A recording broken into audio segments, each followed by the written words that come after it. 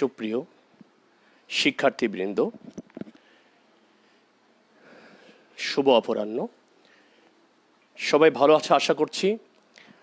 আজকের এই অপরাহ্নে সবাইকে শুভেচ্ছা জানাচ্ছি এবং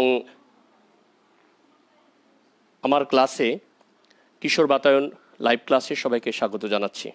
বন্ধুরা, চলো আজকে আমরা অষ্টম শ্রেণীর বাংলা প্রথম পত্রের একটি কবিতা, যে কবিতাটি নিয়ে আমি গতদিনও তোমাদের সাথে যুক্ত হয়েছিলাম, আজকেও সেই কবিতা নিয়ে তোমাদের সাথে আমি যুক্ত হব। আশা করি আমার সাথে সবাই তোমরা থাকবে এবং তোমাদের আজকের এই দিনটি ক্লাসটি অত্যন্ত উপভোগ্য হবে আশা করছি। তো তোমরা যে যেখানে আছো ভালো আছো নিশ্চয়ই। এই কঠিন সময় আমরা পাড়ি দিচ্ছি, সমগ্র জাতি সমগ্র বিশ্ব। তো এর ভিতরেও আমাদেরকে সুস্থ থাকতে হবে, আমাদেরকে ভালো থাকতে হবে, নিরাপদ থাকতে হবে। আজকে আমার সাথে যারা যুক্ত হয়েছেন সম্মানিত অভিভাবক এবং আমার সহকর্মীবৃন্দ, সবাইকে শুভেচ্ছা জানাচ্ছি, সবাইকে সালাম জানাচ্ছি, আসসালামু আলাইকুম। আজকে কিশোর বাতায়নের এই সরাসরি ক্লাসে আমি সাথে আছি মোহাম্মদ নজরুল ইসলাম, সহকারী শিক্ষক বাংলা, বগুড়া সরকারি বালিকা উচ্চ বিদ্যালয়। তো চলো বন্ধুরা, আমরা গতদিন প্রথম পর্বে যে অংশ থেকে বাদ দিয়েছিলাম সে অংশে যাওয়ার আগে পূর্বের পাঠটি একটু দেখে আসি। তার আগে পাঠে যাওয়ার আগে আমি একটু জেনে নিতে চাই তোমরা আমাকে শুনতে পাচ্ছ কি না, আমাকে দেখতে পাচ্ছ কি না, এবং আমার টিভির স্ক্রিনটি তোমরা দেখতে পাচ্ছ কি না। আমি সবার সাথে একটু মত বিনিময় করে আসি। তোমাদের কমেন্টসে তোমরা অনেকেই লিখছো যে আজকের কোন ক্লাস, এটি অষ্টম শ্রেণী ক্লাস। আমি এখনও ক্লাসে ঢুকি নাই, আমি কেবল একটু আমার শব্দ এবং টিভি স্ক্রিনটি ভালো দেখা যাচ্ছে কিনা এইটাই নিয়ে একটু কথা বলতে চাই। কে কথা থেকে যুক্ত হয়েছো সেটি কিন্তু লেখো নাই, শুধু নাম লিখছো। আমি আশা করি নিজেদের নাম, প্রতিষ্ঠানের নাম এবং কোন জায়গা থেকে যুক্ত হয়েছে সেটি লিখলে আমার মনে হয় আমরা সহ সবাই একটু জানতে পারবো, আমি সহ সবাই জানতে পারবে যে আমরা কোথা থেকে যুক্ত হয়েছি। অনেকেই যুক্ত হয়েছো, আমার নিজ প্রতিষ্ঠান থেকে অনেকে যুক্ত হয়েছে এবং দেশের অনেক জেলা থেকে অনেকে যুক্ত হয়েছো। তো সবাইকে স্বাগত জানাচ্ছি। আমার শব্দ কি তোমরা ঠিকমতো শুনতে পাচ্ছ কি না? All clear sir, okay, thank you. All clear, Sunamganj থেকে ধন্যবাদ। এরকম করে অনেকে যুক্ত হয়েছ বালাগঞ্জ থেকে, রাজশাহী থেকে, থ্যাংক ইউ সবাইকে। এবারে আমরা চলে যেতে চাই আমাদের আজকের এই ক্লাসটির যে অংশ থেকে আমি গতদিন তোমাদের কাছ থেকে বিদায় নিয়েছিলাম সেই অংশের একটু রিক্যাপ দেখব। তার আগে অনেকে প্রশ্ন করেছে এই ক্লাসটি কোন ক্লাস, আমরা একটু দেখে আসতে চাই। ক্লাসটি হলো অষ্টম শ্রেণী বাংলা প্রথম পত্র, পাঠ রূপায় পর্ব 2। তো পাঠ রূপায় পর্ব 2 থাকলেও এই ক্লাসটির শেষে আমি আজকে একটি ভিন্ন জিনিস তোমাদের সামনে উপস্থাপন করার চেষ্টা করব, যেটি হয়তোবা অনেকেরই বেশ জানা বিষয়, কিন্তু আমার কাছে মনে হয় বিষয়টি তোমরা আরও একটু উপভোগ্য হবে তোমাদের কাছে এবং তোমরা বিষয়টি সম্পর্কে অনেকখানি উপকৃত হবে এবং অনেকখানি জানবে। তো চলো বন্ধুরা,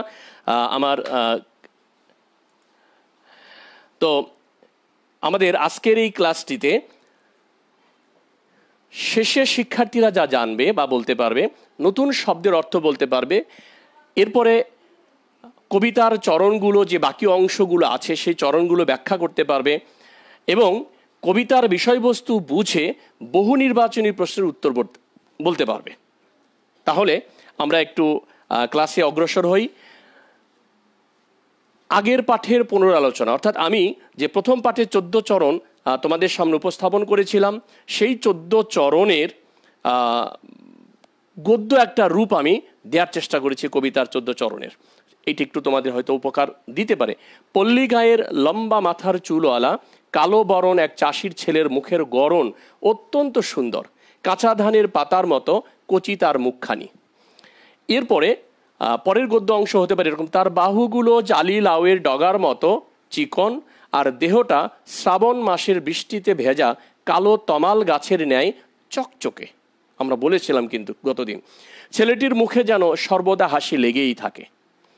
এরপরের অংশ আমরা দেখি, রোদে পড়া কৃষকের গায়ের যে কালো রং তাকে অবহেলা করার কোনো সুযোগ নেই। আমরা কবিতায় কিন্তু এরকম এক ধরনের জায়গা পাড়ি দিয়ে এসেছি। কেননা কালো চোখের মণি দিয়েই আমরা জগতের সব কিছু দেখি, আর কালো কালিতেই গ্রন্থাবলী লিখি, কেতাব করার লিখি, কবিতার চরণে পেয়েছিলাম। তো এরপরে আরেকটা অংশ পেয়েছিলাম, জন্ম মৃত্যুর সাথেও যে কালো রঙের সম্পর্ক আছে। কবিতায় এরকম একটি বিষয় কবি উপস্থাপন করেছেন। আর সেই কালো বরণ চাষির ছেলে তার কর্মগুণেই সব জয় করে নিয়েছে। বন্ধুরা, এরপর আমরা দেখি, অর্থাৎ সভ্যতার উন্নয়নে গ্রামের ওই অবহেলিত কালো কৃষকই বেশি অবদান রেখে চলেছে। আমাদের আগের যে পর্বটি ছিল সেই পর্বে আমরা মনে হয় এই অংশটুকুতে যুক্ত ছিলাম। কি বলো বন্ধুরা, সবাই কি আমার সাথে একমত? নিশ্চয়ই। আমি একটু দেখে আসতে চাই তোমাদের কোনো কমেন্টস আছে কিনা। আমি আগের এই পুনরালোচনার অংশটুকু শেষ করলাম, আগের পাঠের। আমি দেখতে পাচ্ছি আমার সম্মানিত সহকর্মীরা যুক্ত হয়েছেন। সহকর্মীবৃন্দ, আপনাদেরকে শুভেচ্ছা।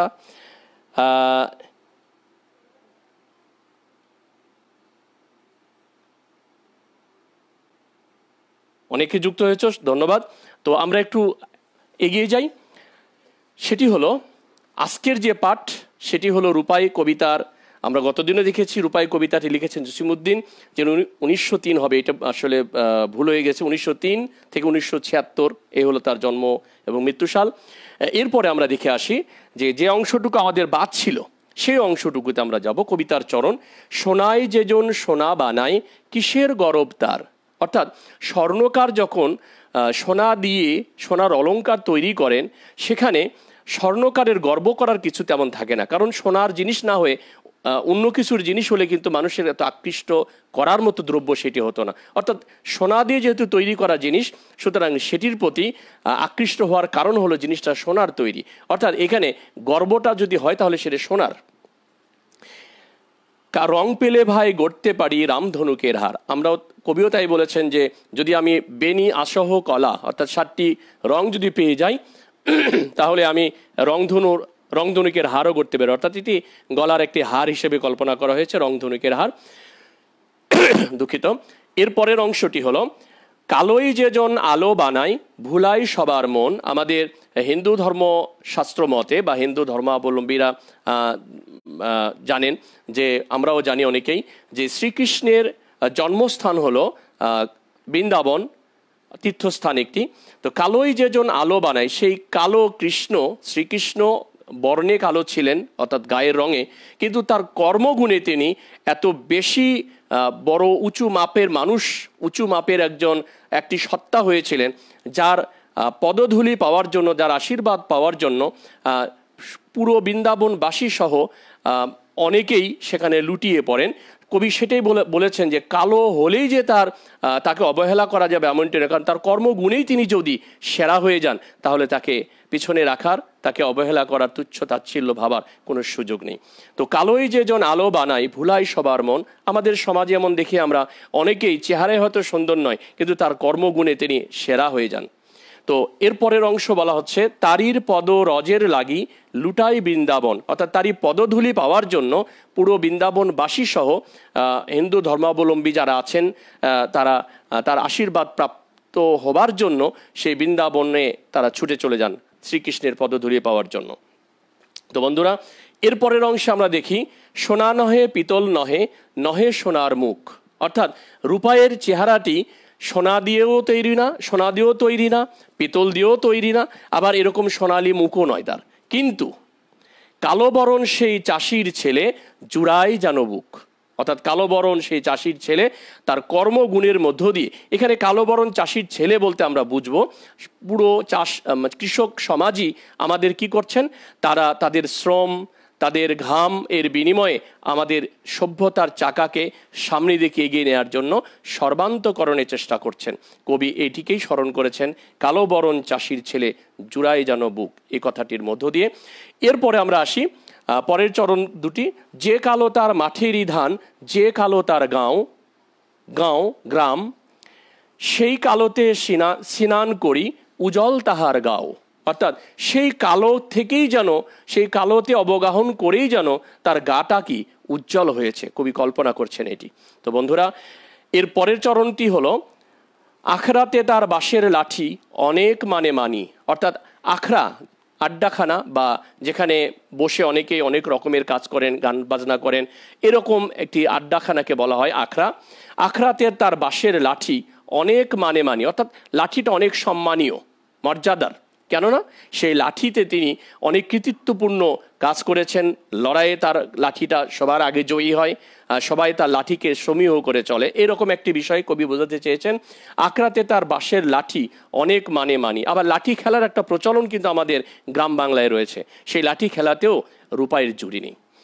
আখড়াতে তার বাঁশের লাঠি অনেক মানে মানি, খেলার দলে তারে নিয়েই সবার টানাটানি। অর্থাৎ যে ভালো খেলতে জানে তাকে কিন্তু সবাই কি করে, নিজ দলে ভেরানোর জন্য বেশ চেষ্টা করে। আমরাও কিন্তু তাই করেছি ছোটবেলায়, এবং এখনও যে ভালো জানেন, যিনি ভালো জানেন, যিনি ভালো গান করতে পারেন, আমরা চেষ্টা করি যদি আমরা গানের কোনো প্রতিযোগিতায় যাই তাহলে তাকেই কি করি, আমাদের দলে নেওয়ার জন্য আপ্রাণ চেষ্টা করি। তো খেলার দলে তারে নিয়েই সবার টানাটানি, অর্থাৎ সবাই কি করে, যে ভালো খেলতে পারে তাকে নিজের দলে টানার চেষ্টা করে। এরপরের অংশটি আমরা যাই। এরপরের অংশটি হলো জারির গানে তাহার গলা উঠে সবার আগে। অর্থাৎ জারি গান, আমরা জানি জারি গান হলো দলীয় এক ধরনের গান, যে গানে একজন মূল বয়াতি থাকে এবং তার সাথে সাথে আরও অনেকজন সুর করে গান করেন। আমরা একটা জারি গানের ছবি দেখে আসি। আমাদের শিক্ষা প্রতিষ্ঠানগুলোতে সাধারণত এই ধরনের জারি গানের আসর দেখা যায়, জারি গান প্রতিযোগিতা দেখা যায়। তো জারির গান হলে সেই জারি গানের ক্ষেত্রেও সে সবার আগে গলা ওঠে, মানে কি সেই নেতৃত্ব দেয়। জারি গানের তাহার গলা উঠে সবার আগে, শালসন্ধি বেত যেন সকল কাজেই লাগে। অর্থাৎ শাল গাছ, যে গাছের কাঠ দিয়ে সকল রকমের আসবাবপত্র তৈরি করা যায়, খুঁটি তৈরি করা যায়, ঘরের খুঁটি তৈরি করা যায়, এবং কাঠটি বেশ শক্ত।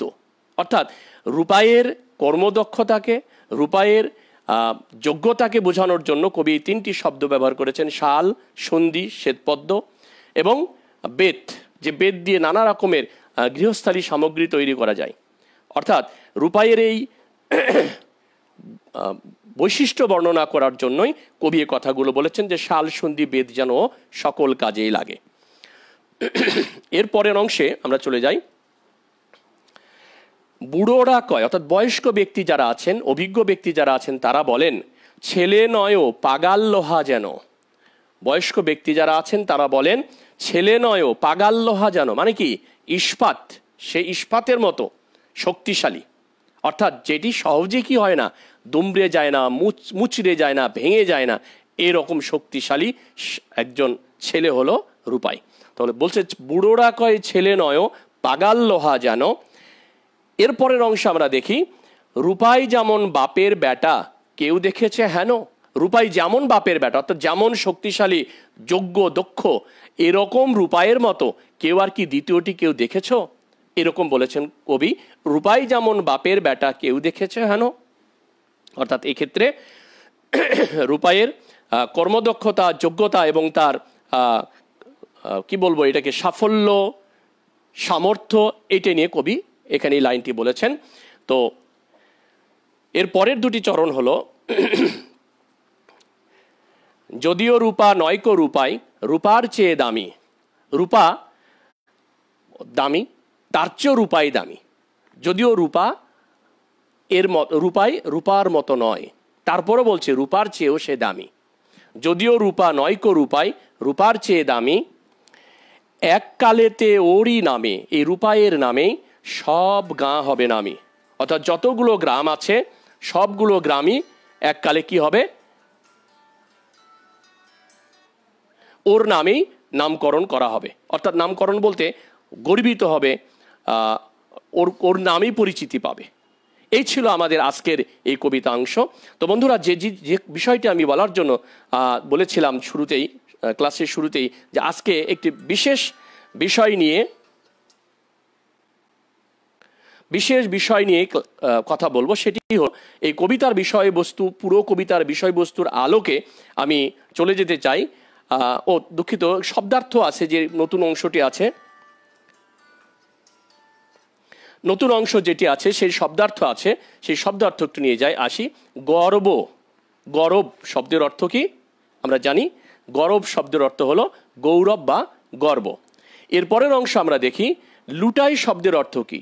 লুটাই শব্দের অর্থ হলো লুটিয়ে পড়ে।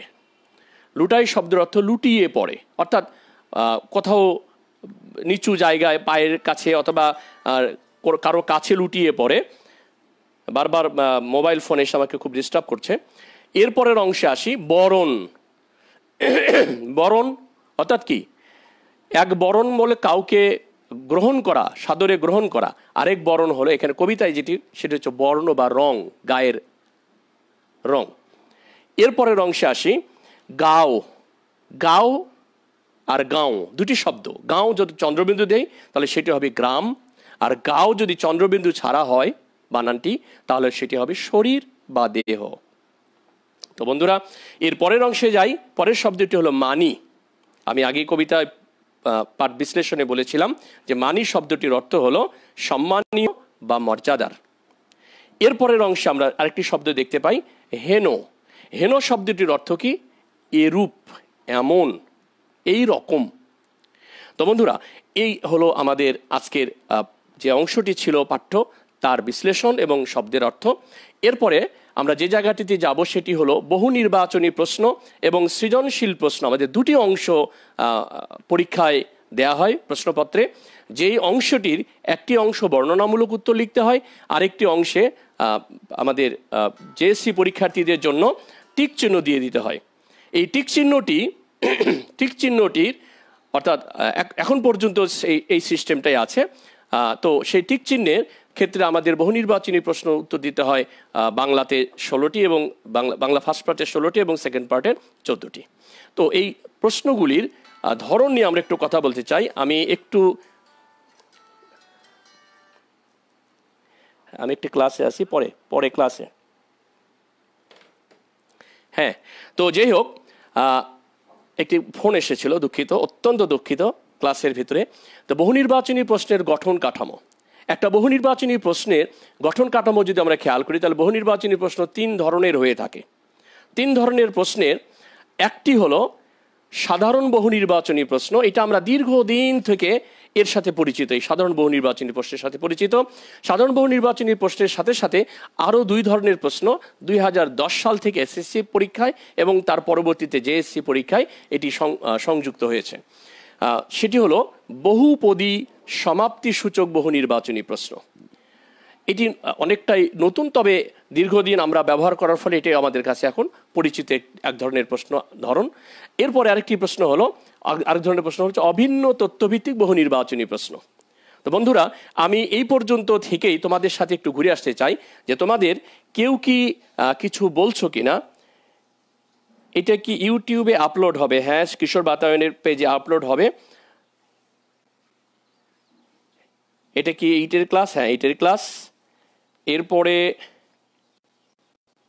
সেট থেকে তৌসিফ, থ্যাংক ইউ। আর অনেকে যুক্ত হয়েছে, আমি অনেকের নাম হয়তো বলতে পারছি না সময়ের অভাবে, সময়ের কারণে। তো বন্ধুরা, হয়তো কারো কোনো প্রশ্ন নেই। আর তো আমরা এখন চলে যাই। তাহলে 3 ধরনের প্রশ্ন পেলাম। একটি হলো সাধারণ বহু নির্বাচনী প্রশ্ন, আরেকটি হলো বহুপদী সমাপ্তি সূচক বহু নির্বাচনী প্রশ্ন, আরেকটি হলো অভিন্ন তথ্যভিত্তিক বহু নির্বাচনী প্রশ্ন। তো আমরা এখন এই প্রশ্নের গঠন কাঠামো যদি খেয়াল করি, তো প্রশ্নের গঠন কাঠামো খেয়াল করতে গেলে দেখব সাধারণ বহু নির্বাচনী প্রশ্নে কি থাকে হলো এ ধরনের প্রশ্ন করা হয় প্রশ্নবোধক বাক্য দিয়ে। তবে কখনো কখনো বিশেষ প্রয়োজন যদি হয় তাহলে সেটি খোলা বাক্যে হয়ে থাকে। তবে সাধারণত আমরা প্রশ্নকর্তা যারা প্রশ্ন করি তারা সাধারণত খোলা প্রশ্নটা করি না, আমরা প্রশ্নবোধক বাক্য দিয়ে প্রশ্নগুলো করে থাকি। এরপরে এই ধরনের প্রশ্নবোধক বাক্যের পরে 4টি বিকল্প উত্তর দেওয়া থাকে, যাকে আমরা বলি অপশনস। এই 4টি বিকল্প উত্তরের মধ্যে একটি মাত্র সঠিক উত্তর দেওয়া থাকবে আর 3টি থাকবে ভুল উত্তর।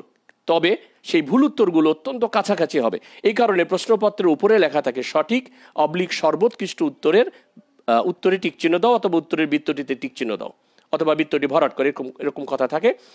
এখন সাধারণ বহু নির্বাচনী প্রশ্ন যেটির উদাহরণ আমরা দেখি আজকের এই টপিকের উপরে, নিশ্চয়ই তোমরা দেখতে চাচ্ছ। নিশ্চয়ই তোমরা দেখতে চাচ্ছ সাধারণ বহু নির্বাচনী প্রশ্নের একটি উদাহরণ। আমাকে একটি ফোন এসে বারবার এত বিরক্ত করছে যে আমি ক্লাস থেকে ডাইভার্ট হয়ে যাচ্ছি। বন্ধুরা তোমরা কিছু মনে নিও না। এরপরে আসি, রূপাইয়ের মুখের মায়া কিসের মতো? রূপাইয়ের মুখের মায়া কিসের মতো? ঝটপট বলে ফেলো তো। কাঁচা ধানের পাতা, নাকি বাদল ধোয়া মেঘ, নাকি কচি ধানের চারা, নাকি নবীন তৃণের ছায়া? তোমরা একটু ঝটপট বলে ফেলো। আমি দেখে আসি উত্তরটি কি হতে পারে। একজন বলছে আমারটা বলেন স্যার। তারির পদ রজের লাগি লুটায় বৃন্দাবন। অর্থাৎ শ্রীকৃষ্ণের কথা বলা হয়েছে।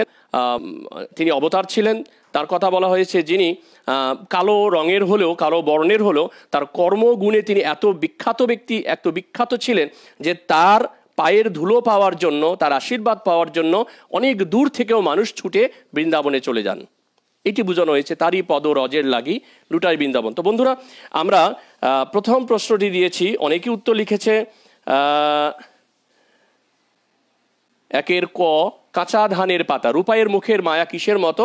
তা আমরা একটু দেখি উত্তরটা কি তোমাদেরটাই সঠিক কিনা, বা তোমাদেরটার সাথে ভুল আছে কিনা। অনেকেই 3 দিয়েছে। 3 মানে কি? গ, কচি ধানের চারা।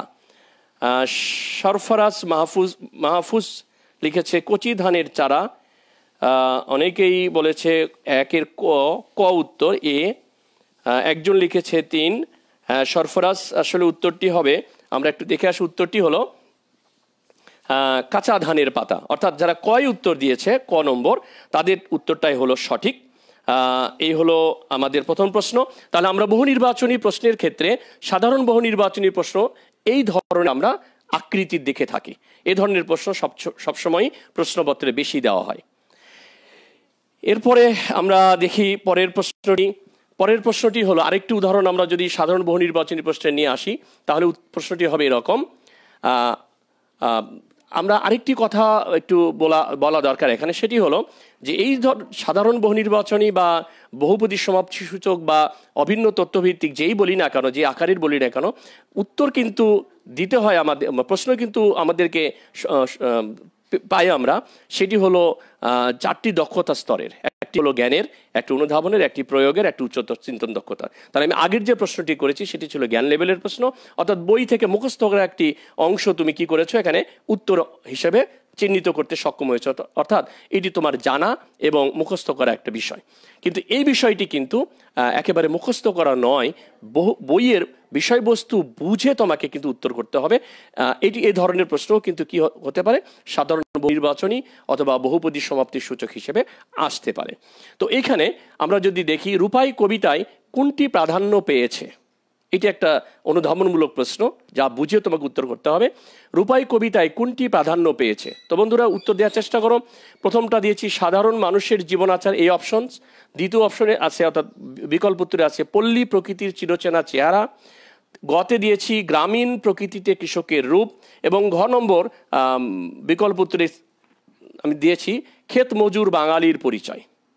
তো দেখি বন্ধুরা তোমরা কেমন উত্তর করতে পারছো। অনেকেই উত্তর ইতোমধ্যেই দিয়ে ফেলেছে। 2-এর গ অর্থাৎ 3 লিখেছে। 3 অনেকেই 3 গ। ধন্যবাদ। আমার মনে হয় সবার উত্তরটি সঠিক হয়েছে, সবাই উত্তর সঠিক দিয়েছে। বন্ধুরা সবাই সঠিক উত্তর দিয়েছে আমার ধারণা। আমি তারপরে একটু দেখে আসতে চাই আমি উত্তরটা কি সেট করেছি। হ্যাঁ, উত্তরটি হলো তোমাদেরটাই সঠিক, গ, গ্রামীণ প্রকৃতিতে কৃষকের রূপ। অর্থাৎ এখানে গ্রামীণ প্রকৃতির সাথে কৃষকের যে একটা গভীর সম্পর্ক আছে, গ্রামীণ প্রকৃতিতে কৃষকের যে একটা কৃষক চেহারাটা কেমন হয় গ্রামীণ প্রকৃতিতে, সেই বিষয়টি কবি এখানে উপস্থাপন করার চেষ্টা করেছে। সবাই উত্তর সুন্দর লিখেছ, সবাই বলেছ সি অথবা গ।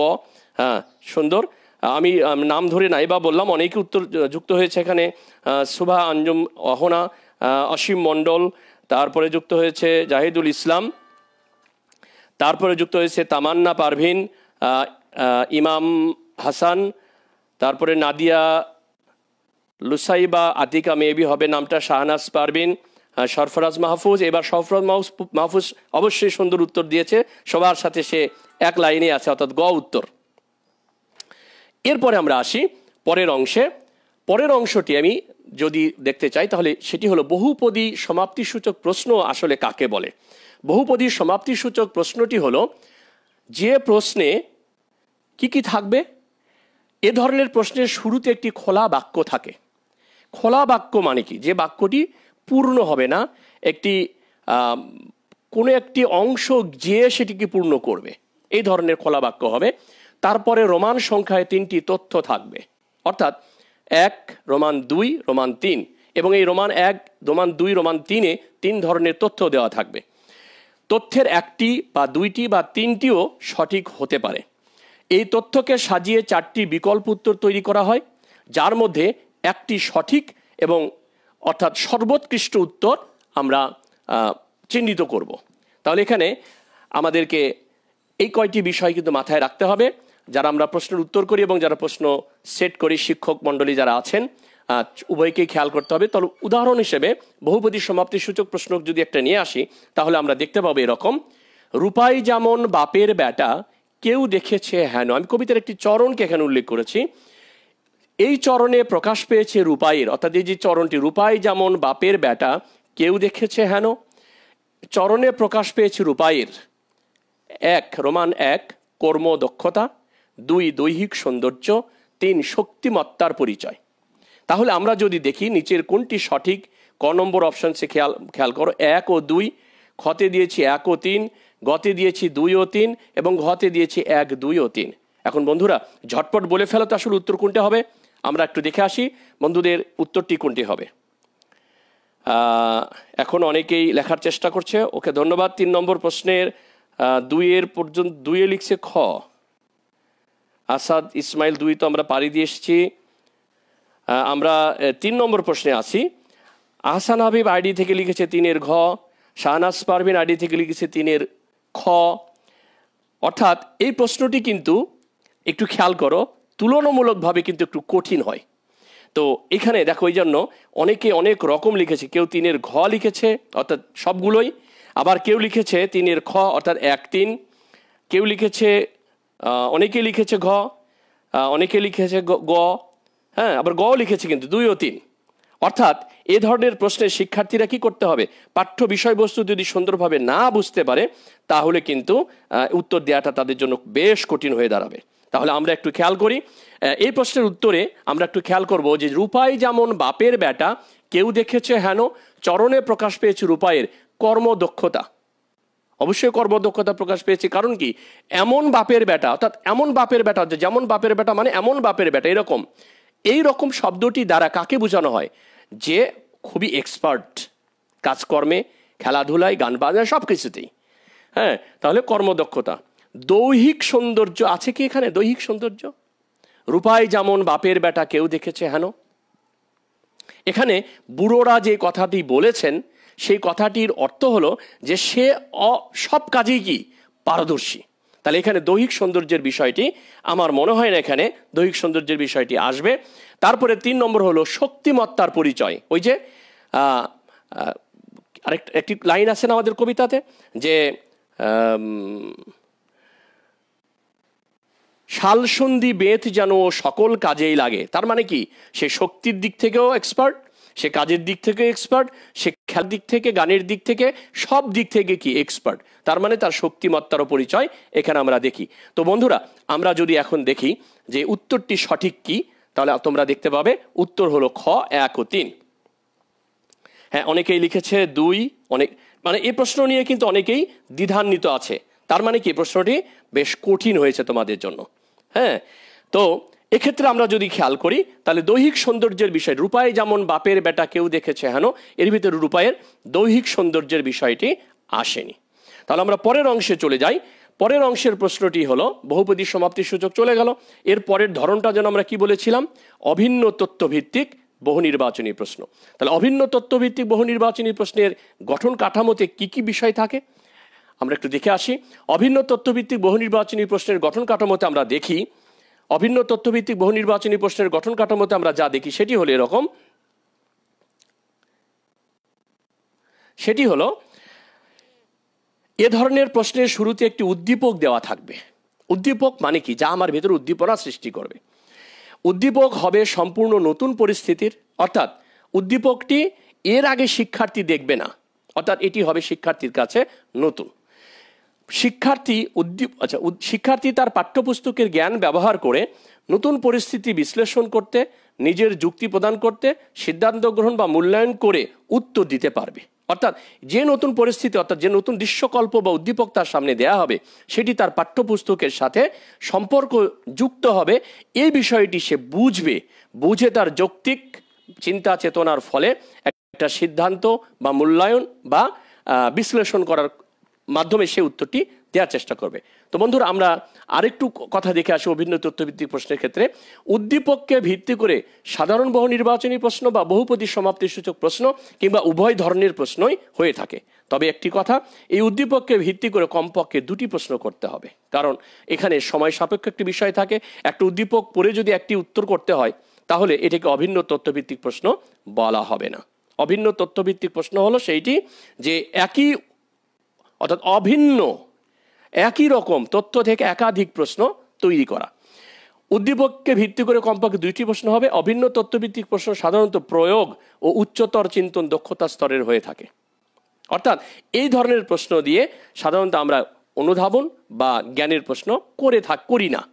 অর্থাৎ অভিন্ন তথ্যভিত্তিক প্রশ্ন যেহেতু আনসিন একটা বিষয় থাকে, মানে এটাকে অজানা একটা বিষয়ের সাথে আমার জানা টেক্সটকে মেলানোর চেষ্টা করতে হয়, সেক্ষেত্রে আমরা অভিন্ন তথ্যভিত্তিক প্রশ্নটি করে থাকি একটা অজানা উদ্দীপক দিয়ে, অর্থাৎ অজানা বিষয় উপস্থাপন করে।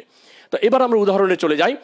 উদাহরণ, অভিন্ন তথ্যভিত্তিক বহু নির্বাচনী প্রশ্ন। একটা উদ্দীপক সেট করেছি এরকম, তার আগে লিখেছি নিচের উদ্দীপকটি পড়ে, আমি যেহেতু 1, 2, 3টা প্রশ্ন হয়ে গেছে আমার, তাহলে 4 নম্বর প্রশ্নটি আমরা করার চেষ্টা করব। নিচের উদ্দীপকটি পড়ে 4 ও 5 নম্বর প্রশ্নের উত্তর দাও, এরকম একটা বিষয় লেখা থাকবে। অথবা নিচের উদ্দীপকটি দেখো এবং 4 ও 5 নম্বর প্রশ্নের উত্তর দাও। যেহেতু অনেক সময় এই অভিন্ন তথ্যভিত্তিক প্রশ্নের ক্ষেত্রে আমরা কি দেই, ডায়াগ্রাম দেই, ছবি দেই, সুতরাং ছবি তো আর পড়া যায় না, ছবি তখন দেখতে হয়। এরকম উদ্দীপকের বিষয়ের সাথে সম্পর্ক করে এখানকার বক্তব্য আমরা দিয়ে থাকি। তো আমি একটু উদ্দীপক দিয়েছি, গায়ের রং কুচকুচে কালো হয়েও খেলাধুলা, পড়ালেখা আর সৃজনশীল কাজে শাওন তার জেলায় সেরা শিক্ষার্থীর পুরস্কার জিতেছে। শাওনের সাফল্যে তার নিজ গ্রাম সহ আশপাশের গ্রামবাসীও গর্বিত এবং তারা তাকে নিয়ে গর্ব করে। এই হলো উদ্দীপক। আমি যদি তোমরা উদ্দীপকটি বুঝে থাকো, তাহলে আমি একটি প্রশ্নে যেতে চাই। আমি আবার উদ্দীপকটি পড়ছি, গায়ের রং কুচকুচে কালো হলেও খেলাধুলা, পড়ালেখা আর সৃজনশীল কাজে শাওন তার জেলায় সেরা শিক্ষার্থীর পুরস্কার জিতেছে। শাওনের সাফল্যে তার নিজ গ্রাম সহ আশপাশের গ্রামবাসীও গর্বিত। আমরা বুঝতেই পারছি যে এটি রূপাই কবিতার সাথে সম্পর্কিত একটি প্রশ্ন হতে পারে। তো দেখে আসি। প্রশ্ন হলো, উদ্দীপকের শাওন চরিত্রটি রূপাই কবিতার রূপাইয়ের সাথে কোন দিক থেকে সাদৃশ্যপূর্ণ? উদ্দীপকের শাওন চরিত্রটি রূপাই কবিতা রূপাইয়ের সাথে কোন দিক থেকে সাদৃশ্যপূর্ণ? ক, সৃষ্টিশীলতা, খ, বিচক্ষণতা, গ, শক্তিমত্তা, ঘ, কর্মদক্ষতা। আমি উদ্দীপকটি তোমাদের জন্য এখানে আবার একটু নিয়ে আসছি। উদ্দীপকটি তোমরা দেখতে পারো। গায়ের রং কুচকুচে কালো হলেও খেলাধুলা, পড়ালেখা আর সৃজনশীল কাজে শাওন তার জেলায় সেরা শিক্ষার্থীর পুরস্কার জিতেছে। শাওনের সাফল্যে তার নিজ গ্রাম সহ আশপাশের গ্রামবাসীও গর্বিত। এখন বন্ধুরা, তোমরা একটু ঝটপট উত্তর দেওয়ার চেষ্টা করো। এই প্রশ্নের উত্তরটি কি হবে? 4-এর উত্তর অনেকেই লেখার চেষ্টা করেছে। 4-এর ঘ হবে। আমরা দেখছি সবাই ঘয়ের দিকে দৌড়াচ্ছে।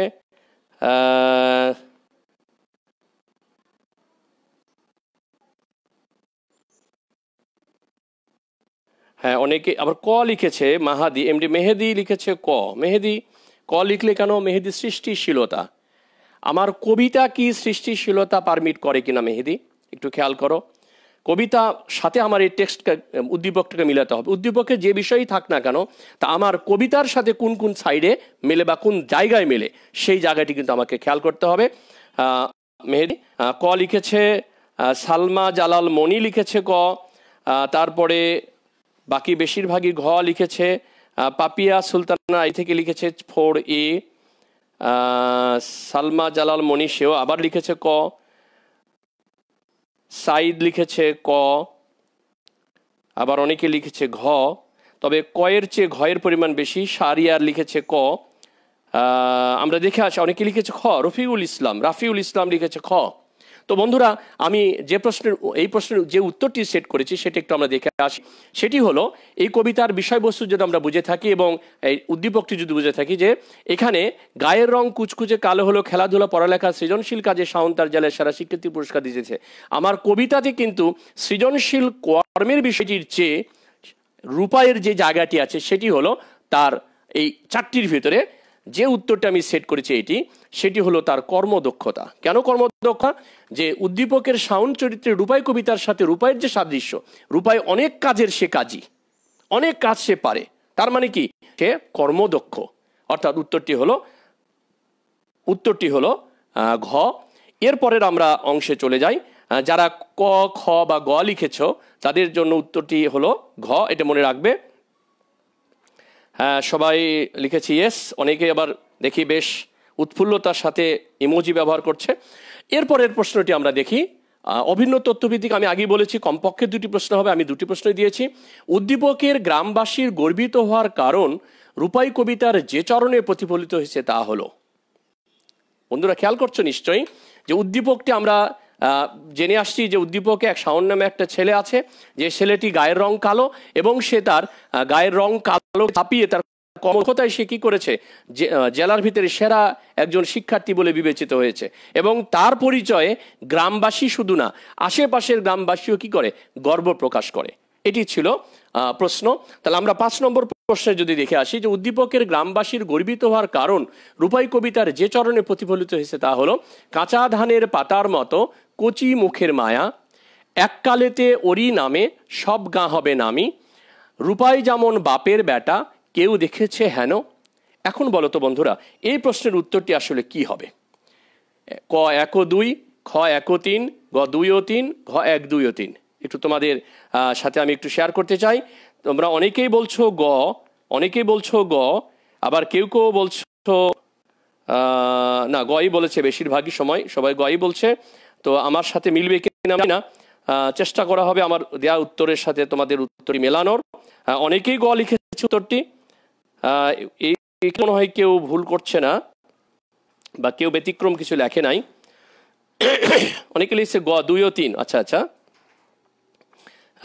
হ্যাঁ, আমরা মনে হয় কোন উত্তর দেখতে পারি। তো আমরা এবার দেখে আসি উত্তরটি কি।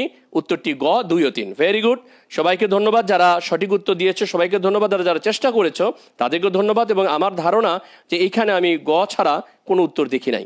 তো এই হলো আমাদের বিভিন্ন তথ্যভিত্তিক বহু নির্বাচনী প্রশ্নের গঠন কাঠামো এবং তার উদাহরণ। তো বন্ধুরা, এরপরে যদি আমরা খেয়াল করি যে আমাদের এই ধরনের প্রশ্ন আমরা নিশ্চয়ই উত্তর করতে পারবো। আর আরেকটি কথা আমি বলে রাখি, আমি এর পরবর্তী যে ক্লাসটি নেব, একদিন ক্লাস নেব, তার পরের দিনে অংশের উপরে আমি সৃজনশীল বা বহু নির্বাচনী প্রশ্ন নিয়ে তোমাদের সামনে হাজির হব। তোমরা নিশ্চয়ই আমার সাথে হবে আশা করি। তো এরপরে আমরা চলে যাই। এই কবিতাটির আলোকে আমি 2টি প্রশ্ন দিয়েছি বাড়ির কাজ হিসেবে। সে বাড়ির কাজের প্রশ্ন দুটো অনুধর্মমূলক। প্রথম প্রশ্নটি হলো, তারির পদ রজের লাগি লুটাই বৃন্দাবন, কথাটি বুঝিয়ে লেখো। এরপরের প্রশ্নটি হলো, রূপাইকে শাল সন্ধি ও বেতের সাথে তুলনা করা হয়েছে কেন, ব্যাখ্যা করো। তো বন্ধুরা, নিশ্চয়ই তোমরা এই 2টি প্রশ্নের উত্তর খুব সুন্দরভাবে করতে পারবে এবং আমি আশা করি আগামী দিনে তোমাদের সামনে আরেকটি নতুন বিষয় নিয়ে হাজির হব। সেই প্রত্যাশায় সবাই সুন্দর থেকো, ভালো থেকো, সুস্থ থেকো এবং নিরাপদে থেকো। সবাইকে আল্লাহ হাফেজ। অসংখ্য ধন্যবাদ আমাকে সময় দেওয়ার জন্য।